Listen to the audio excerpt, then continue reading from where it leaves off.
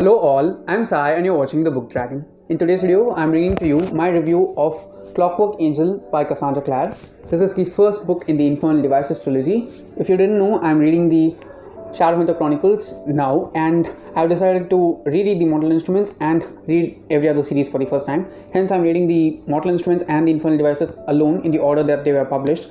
So I've already published my review and discussion videos for City of Bones, City of Ashes and City of Glass, and after those three rereads, I've read Clockwork Angel, which I just loved. So without any further ado, let's get into the video. Also, this entire video will not be spoiler free. I will be jumping into spoilers after the first 5 or 6 minutes of the video, during which I'll be giving a spoiler free review.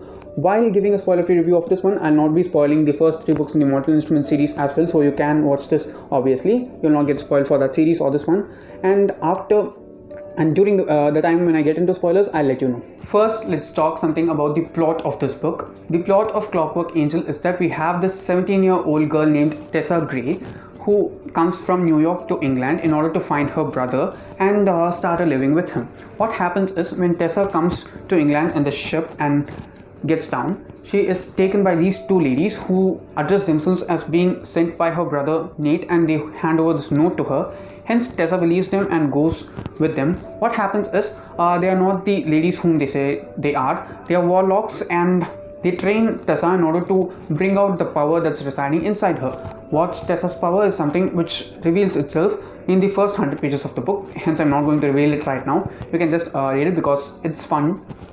And what happens is, after Tessa gains control over her power up to a certain extent, she's saved by the Shadowhunters, and she's guarded by the Shadowhunters in the London Institute. What happens now is that the warlock ladies who kidnapped Tessa actually have used Nate's name, so it means that her brother Nate is missing, and she tries to find Nate with the help of the Shadowhunters. While she is helping the while the Shadowhunters are trying to helping her, they also want some help from Tessa and some information from Tessa that they can put into use, and that's the entire plot of the book. Apart from this, there are also multiple things which are going on down, but if I say any of those things, there will be huge spoilers, and the title of the book, Clockwork Angel, might seem a bit misguiding while you start the book, but as you go on with the story and as the plot progresses, it will make complete sense.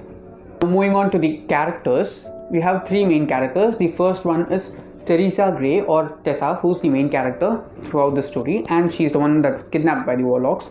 And we have 2 Shadowhunters who are both guys, and the first of these 2 Shadowhunters is William Herondale, or Will as he's addressed, and the next one is James Carstairs, or Jem as he's addressed. And these 3 people are the main focus throughout the story, but we get a lot of what's happening in Tessa's life rather than what's happening in Will and Jem's life, and it is also fun. Okay, while we read Clary's story from City of Moons, it is a bit boring at times, but Tessa's story is something which is more captivating, and it's just more fun to read about, and it just feels a bit more wholesome. And Tessa is also not an annoying kind of character. Okay, she's so sweet, and I'm sure that anyone who reads Clockwork Angel will like Tessa for sure, because I did like her, and I didn't see anything that was off-putting about her or annoying about her in any way. Apart from these 3 main characters, we also have many other main characters like Charlotte and Henry Branwell, who are the people who run the London Institute. And apart from Jem and Will, we have this girl named Jessamine Lovelace, who's also staying in the Institute, because all these 3 young Shadowhunters, they are orphans, hence they are put into the care of the Institute. Apart from these people, we also get many other people. We have Magnus Bane, who's my darling, as you know, and we get Camille. Okay, Camille comes only after book 3 in the Mortal Instruments, so we don't get Camille's story anywhere in the first 3 books. We just get a mention of her name, but we don't get anything about her in the first 3 books. This is where Camille is introduced as a character, and I liked Camille's character also in this one a lot, because she has a very great pivotal moment throughout the story, and it was very well executed. We also get some of the Lightwoods, okay, and it was really good. Okay, it was done in a very good way, and I just liked Clockwork Angel a lot, mainly because of the characters. Talking about the world building in this one is really good compared to City of Moons. I'm mainly comparing City of Moons because they are first books to both the series, and City of Moons was published first, and this was published like 3 to 4 years after that one. And I just liked the world building in this a lot more, because in City of Bones we get a lot of infodumps in order to explain the world to us, but in this one it's not at all like that. One of the main reasons is that there are already 3 books, and hence people who have read those will know how this shadow world works, and people who are introduced to the world through the series are the only people who might not know. And there are like multiple differences between the ways in which things are addressed itself.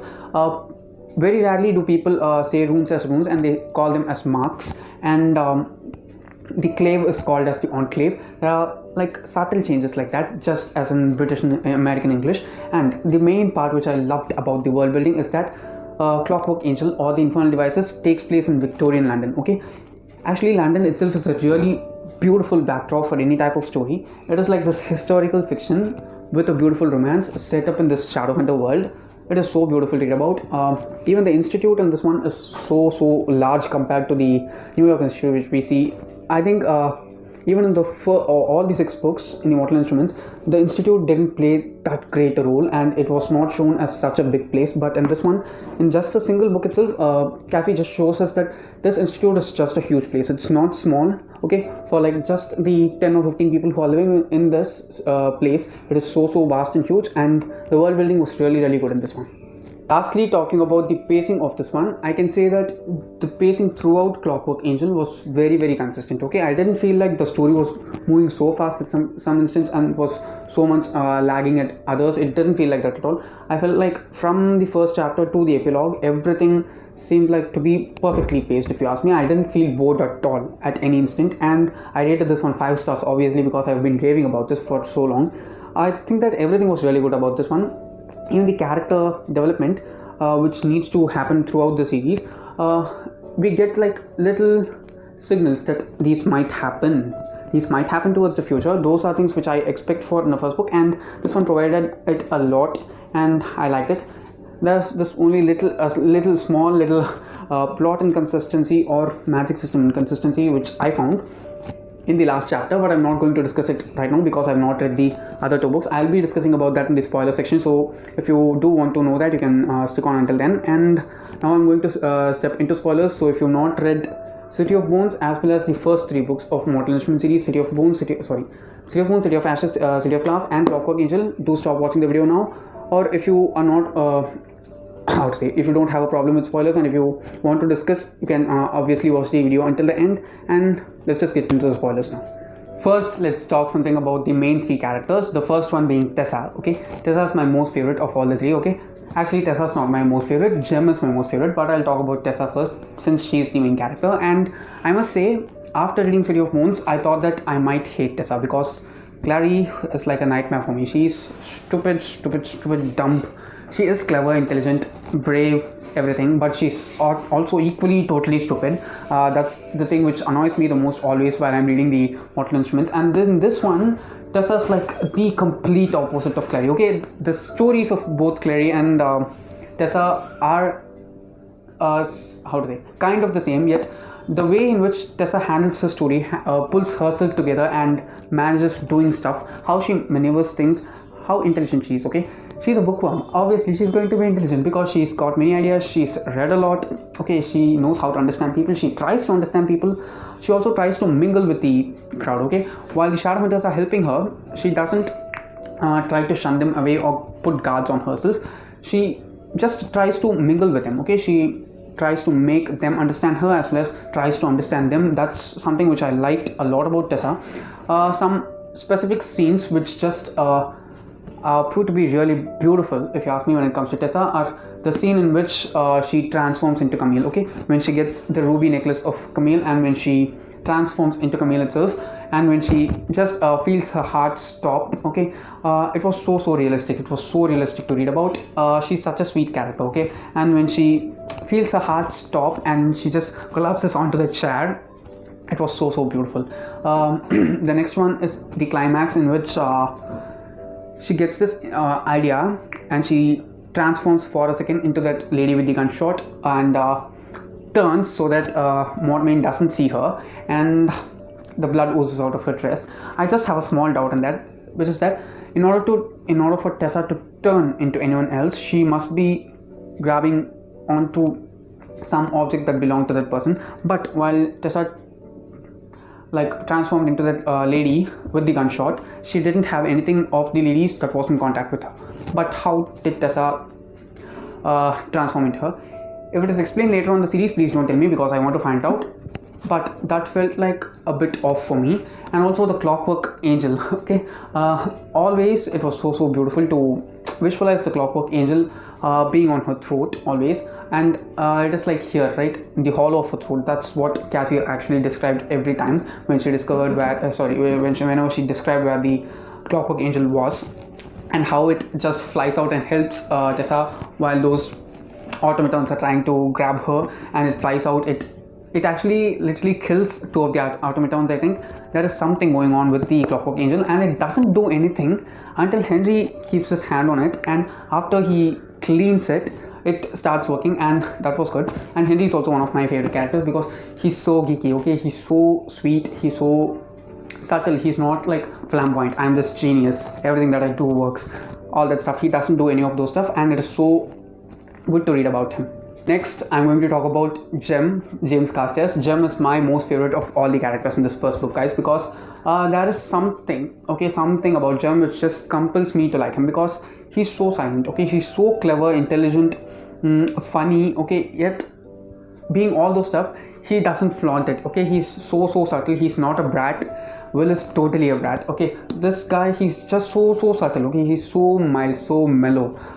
He's just a sweetheart if you ask me, and that's one of the main reasons why I liked him. Okay, also Jem's backstory is the one which we get in detail. Okay, Tessa's story is something which we get in like 2 or 3 lines.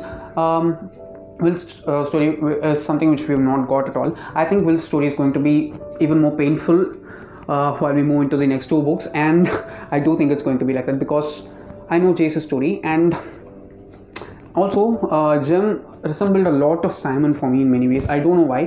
They are not similar characters. Okay, that innocence, that calmness, that wanting to help people and not hurting anyone, that's something which I felt so similar between Simon and Jem, and I think that's what made me like Jem also.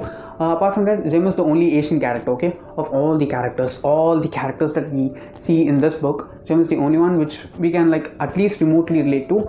He's like this from this neighboring country, China, and it was really good. Also, I like Jem's hair color a lot. Okay, okay, this might sound so weird and it will look horrible on me also, I know, but I always wanted to have blonde hair. Okay, silver hair, actually, not even blonde, silver hair. And I just like people being described having silver hair. Daenerys Targaryen, okay, she is one of my all-time favorite characters, and she's also having that silver blonde hair.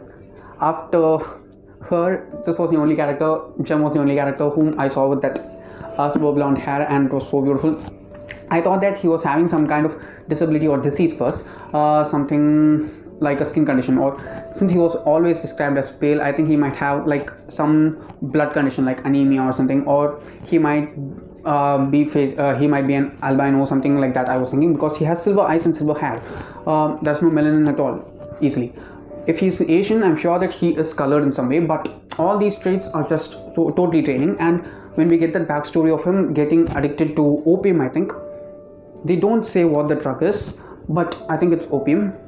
It's shown as this silver powder, and that just was so sad to read about. And after being through all those things, he's still so down to earth, he's so sweet, he's so calm, and I think that's what made me like Jem a lot more.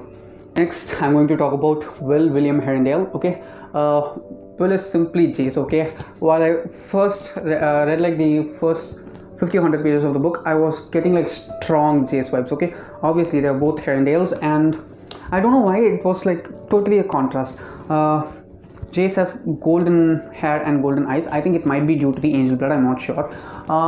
But Will has black hair and blue eyes, which is that of Alec. Okay, Alec is only described to have black and blue eyes, and here Will has it.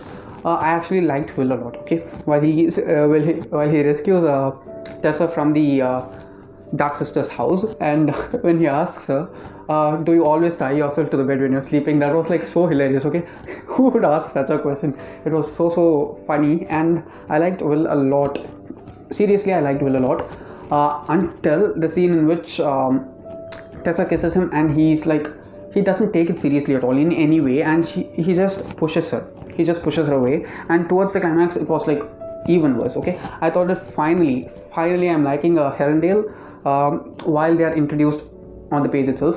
First one, Jace, I hated him. Okay, throughout the first read until the last two books, while I read them for the first time in the Immortal Instruments, I didn't like Jace at all. Even Clary was okay for me, but Jace, I hated him. But on the second read, on the reread, I liked Jace.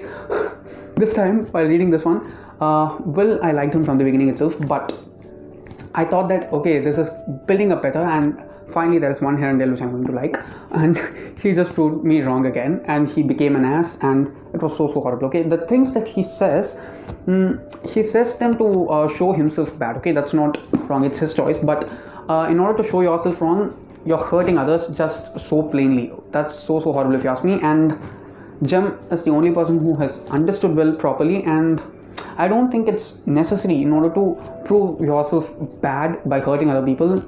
That was the thing which drove me mad always, and I didn't like that aspect of Will. Others were good.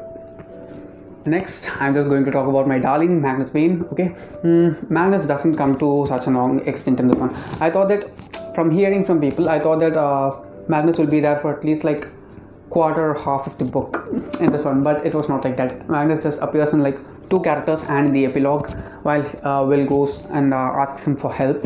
But the time during which Magnus gets in this one, he's not as wise as he is in the Mortal Instruments. It is visible for me here. I don't know why. There are certain things which just explain that I can see Magnus, but I don't see that Magnus here because he's way younger. Okay, he's like at least a century younger from when I saw him there. This is the 18th century, that's in the 21st century. Sorry, this is the 19th century, that's the 21st century. Almost 200 years, okay, 150 years at least apart. And the knowledge that he acquires during that time might have changed Magnus even more likable then. Yet I like Magnus here also. There is this one line, okay, which Magnus says, which parallels a lot with the Mortal Instruments. I'll just pick up that line. Okay, 1 second. I've actually highlighted it, and it is Magnus grinned. Black hair and blue eyes are my favorite combination. While Magnus said this line, I was like, I know Magnus, I know, because it parallels with Alec. Okay, Magnus likes black hair and blue eyes. Even when he asks Jace in City of Bones, he asks, I thought you were the blue-eyed one. That's how he describes Alec to Jace the first time, and it was so beautiful. Okay, Magnus is just the best, and he loves Camille as much as he loved Alec in the Mortal Instruments. I thought that it might not be that strong in this one, but it is shown because Magnus is in Camille's home and he is waiting for Camille to come back. That was so beautiful. Okay, that's what Magnus is. I love him. I love Magnus a lot because he's just the best character. Okay, if there's a Magnus in everyone's life, I'm sure that we'll not go wrong in any way because he's just perfect in every way. And apart from these, the way he tries to help Tessa, okay, he's not at all hard with her. He's treating her like a child because she is a child to his age, and it was so beautiful to read about Magnus in this one. This character whom I'd like to talk about is Camille. Okay, Camille was like one of my horrible characters when it comes to the Mortal Instruments, but in this one I was able to empathize with Camille. Okay, actually this is the first book in which Camille makes an appearance in the entire series, and while seeing her backstory, it wasn't the worst. Okay, it wasn't the worst, but it was sad. Okay, I think that's one of the main reasons which might have turned her cold as she is in the Mortal Instruments. And in this one, when she says her backstory, during which she loved a werewolf, and because of that reason De Quincey killed him and the other vampires supported him, she hasn't forgotten or forgiven that in any way, and while she plots in an ambitious way and takes them down, that was something which I liked a lot. And also the relationship that she shares with Magnus, I think it's okay, but I'm sure that it's going to not end in a good place because I know what happens in the Mortal Instruments, and it was just good to read about Camille. Next, I'm going to talk about three characters together. The first one is Jessamine. Okay, Jessamine Lovelace. I can say that after the three main characters and Magnus, Jessamine is my most favorite because I know that she is not so good. Okay, the thing which made me like Jessamine is that she is Nephilim, but she doesn't want to be a shadow hunter, and the reason for her not wanting to be a shadow hunter is also very well furnished. She was not brought up as a shadow hunter by her parents because she was brought up in a mundane way. Also, she prefers living as a mundane rather than just being a shadow hunter. she doesn't want to live a life that she's supposed to live. She wants to choose what she wants to be, and she makes that clear every time she appears. She's also selfish at many times, but I don't think being selfish for what you want to be is something wrong. I just believe in that, and it was a good thing which I saw in Jessamine. Also, when the time demands her to be a shadow hunter, she just seizes the moment and she does help. Without her, Tessa would have died in the park, as well as she would have died in the institute. It was really good. Apart from that, these two other characters, Charlotte and Henry Brandwell, both of them, I like them both. Okay, Charlotte especially because she's such a leader material. Okay, she runs that entire institute, and when the instant that Cassie drops the bomb saying that she's just 23 years old, I was like, what? I thought that she was like 30-40 years old, because in the first series we saw Maris and Robert handling the institute, and they are like obviously in their 30s and 40s, and I was not able to believe that people who are just 23, okay, 23, maximum 25 or 26 might be the age of Henry. They are even not described as so young characters physically. They are not, the physical appearance of them is not that much discussed about. And while she says that they are just 23, I was not able to take it at all. Okay, how is it even possible? How can someone be so wise and so brilliant at such a young age? 23 is just 2 years older to me, and I could not believe that, and it was just so fun to read. After these two characters, Sophie is one whom I liked. Okay, Sophie, Thomas, and Agatha. Agatha doesn't occur in many scenes, but while she died, it just came out as a surprise. Even Thomas's death, I think Thomas deserved Ave Vale, even though he didn't think that he deserved it. He must have been given that privilege. Sophie didn't die. That's a thing which I was okay with, because she's been helping everyone. Okay, she doesn't like Will, even then she helps him. She likes Jem. I'd be okay with Jem and Sophie loving each other, because they have lost a lot in their past. They have been abused, they have been violated in many ways, and if they end up together, it will be beautiful. Okay, I don't ship any of the three characters, Will, Tessa, Jem. I don't ship them in any way. I know many people ship Jem and Will. I don't know how. It's just stupid for me in this book, at least.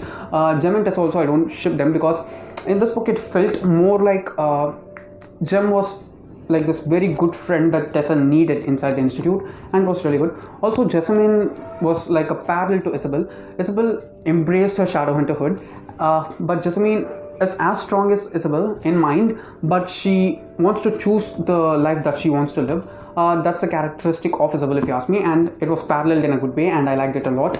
Also, when Church was introduced, okay, while Jem will rescue the cat from the Black Sister's house, and while they take it, I was like, is the cat going to be immortal? Because we know Church is there in the New York Institute in 2007, but this is happening in May or June 1878, and how is it even possible? Is the cat going to be immortal in some way? And I'm just expecting a lot from that, and it was just a fun time reading this.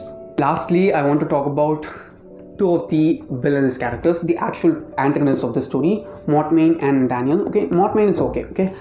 He's totally ambitious. He doesn't give up the fact that he's the magister. Only few people know that. Those are like good qualities to be considered as a villain. But Nathaniel, he's betrayed Tessa. Okay, I cannot understand how you can betray a sibling, and it is something which is so bad. Okay, even adopted siblings, I'm not sure that any person will be able to so easily betray their sibling, because they are the people whom they grew up with. I will not be able to even think of betraying my brother, because it was something so personal. I took it in a very personal way, and I just hate the need for that itself. I saw that coming, because while every other person is getting out of the institute, when Jem, Will, Tessa, and Jessamine, Sophie, and Nate alone are there, the only two shadowhunters who are capable of fighting are Jem and Will, and they need to be sent out.